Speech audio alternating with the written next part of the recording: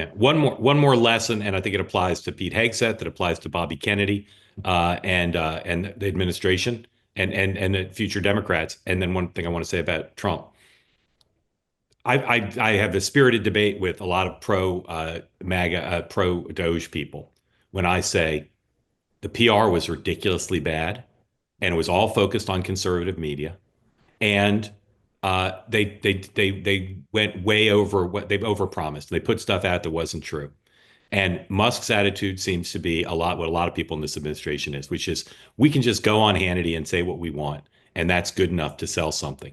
I think it was a horrible, horrible job from a PR point of view. And Musk chalks it all up to various things rather than his own incompetence and the incompetence of the people working for him. But I just think that had an opportunity to make this a much bigger, broader, popular thing rather than just a political football. And you can't go out and say things that are wrong and then have as your excuse be we're going to make mistakes because we're moving fast. I don't think people accept that from any organization, including the government. Lastly, and Sean, you'll tell me if I'm right or wrong about this.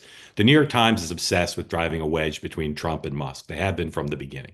And here's the thing about Trump, which is not unique to Trump, but it's not true of everybody.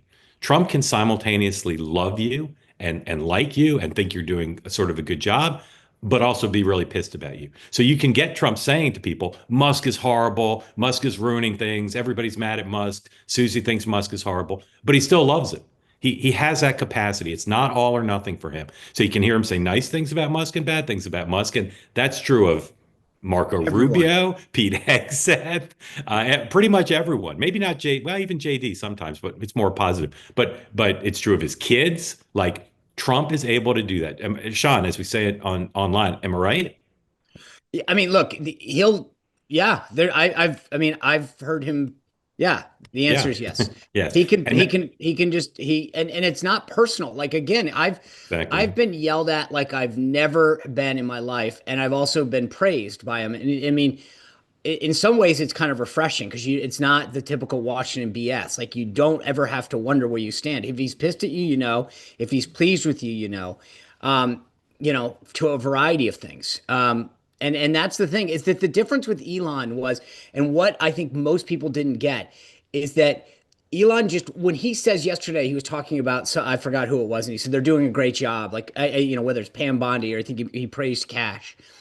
Like, he's praising them for their job. The thing that Elon has that no one else does is being the richest man in the world. Like, Trump personally, like, sort of admires that guy in a way that he doesn't personally admire everyone else, because they haven't gotten to that level of achievement. So, and it's not personal. Again, he can like you as a person, but he doesn't look at you as a staffer. Like, he looks at Elon as an equal. And so he can be pissed at the job that he's doing, but still admire him as and respect him as a businessman, as an entrepreneur, as a visionary. Yep. Totally agree. All right. Hey, did you like that conversation? Well, you can be part of the Two-Way community. Join us live for interactive conversations like no other. Go to twoway.tv. You can also watch anytime. Hit the subscribe button and watch our Two-Way clips and full episodes whenever your time allows.